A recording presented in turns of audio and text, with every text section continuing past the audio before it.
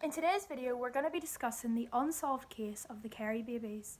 This case was seriously mishandled and became a national scandal because the treatment of women in the justice system became very questionable in Ireland. Before we get started, I just want to let you know that all the information in this video was gathered from online sources, and just a trigger warning as well, we will be discussing the death of newborn babies, and there will also be a little bit of graphic violence, which some people might find a bit uncomfortable listening to. So if this is something that you find a bit uncomfortable or triggering, then I would suggest clicking off this video, and hopefully I'll be able to see you in another video. But with all that being said, let's get started. So today's case centres around a woman called Joanne Hayes. I couldn't find her exact date of birth, but at the time of the incident, Joanne was 24 years old.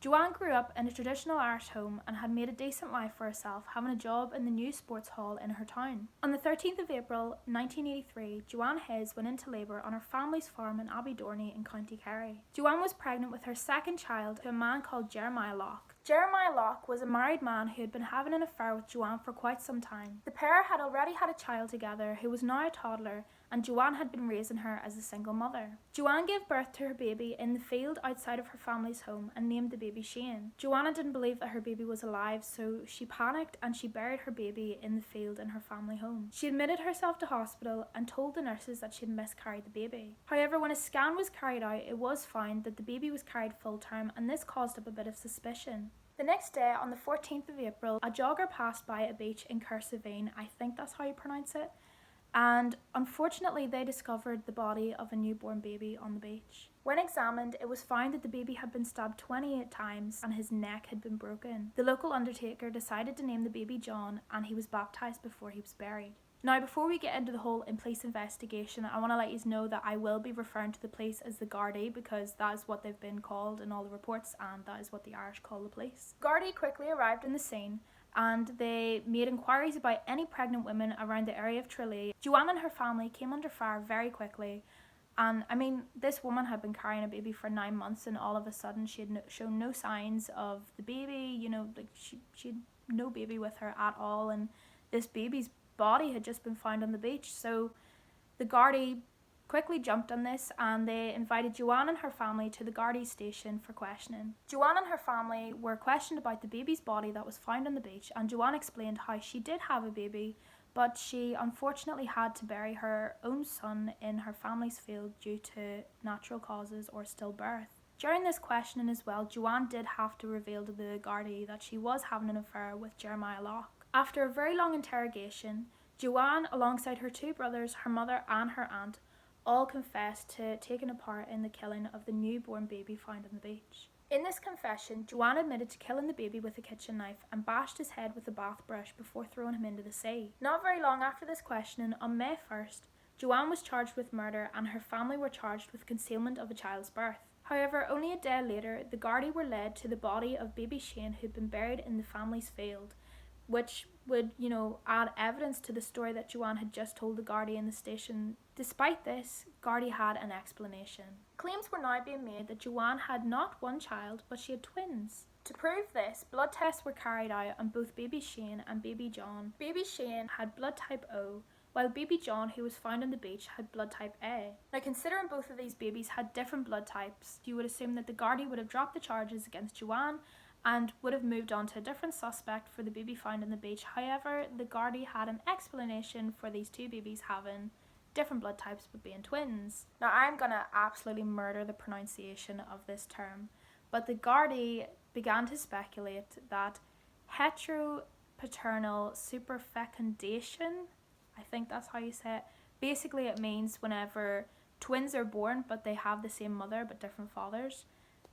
So this was basically the Gardaí's explanation for why these two babies had different blood types. Whenever this all came about, the confessions that Joanne and her family had previously made were instantly dropped. His family began to accuse the Gardaí of inappropriate conduct, and in October 1984, charges against the family were eventually dropped. Following this, in January 1985, a Tribunal of Inquiry began in how investigations are handled. It was also set up to look at the circumstances in which Joanne and her family were questioned by the Gardaí and how their statements had been taken, because it was alleged that Joanne had been slapped, she had been threatened to have her child taken off her and put into an orphanage, and she had also had her family farm threatened to be sold.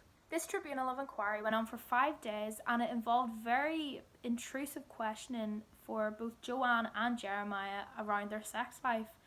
And they were asked things like, well, Joanne was asked how she lost her virginity, and she was also asked if she was using her child Yvonne as ammunition against Jeremiah Locke. This 5-day-long period has become the longest time in which a witness has been questioned in the history of Ireland. The Kerry Babies Tribunal came about to be very critical of the Gardaí and how they conduct their investigations, and they also concluded that Joanne played a part in her own baby's death. Now, this claim against Joanne came about as untrue and also had no supporting evidence, and according to Joanne herself, she believes that the tribunal just allowed the Gardaí to make her out to be this woman who was promiscuous and who had loose morals, as most of the findings that they had were all speculative. There hasn't been much information than that, it all kind of ended with the Tribunal of Inquiry, but there was some information about 20 years later. There has been reports that the gravestone of baby John, so the baby found on the beach,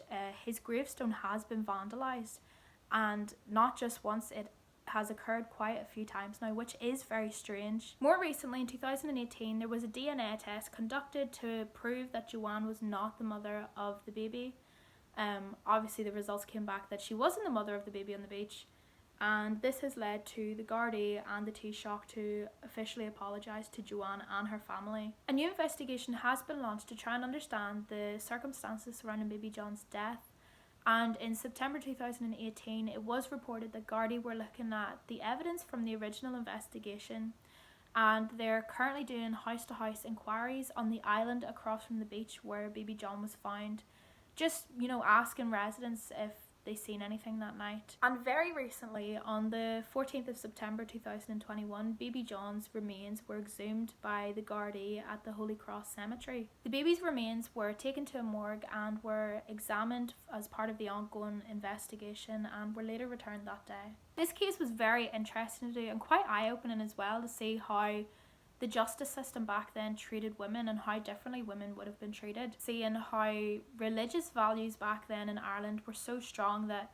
they used it against people. Like having sex outside of marriage was seen as such a sin, I guess, that whenever they found out that Joanne not only was having sex outside of marriage but also with having an affair with a man, it was almost as if like, oh, well, she seems like a villain already, we'll just say that she's committed this murder to close the case. Like, there was absolutely no evidence done into this, and whenever they did have standing evidence against Joanne doing it, they made up other really stupid theories just to make her out to be the villain. This case rattles my bones. It really bothered me whenever I was researching it. I feel so sorry for Joanne because, like, at the time of this case as well, she was going through her own grief of her own son passing away, and to have this stress and trauma added on to that grief already must have been so hard for her, and I honestly, my heart goes out to her and her family.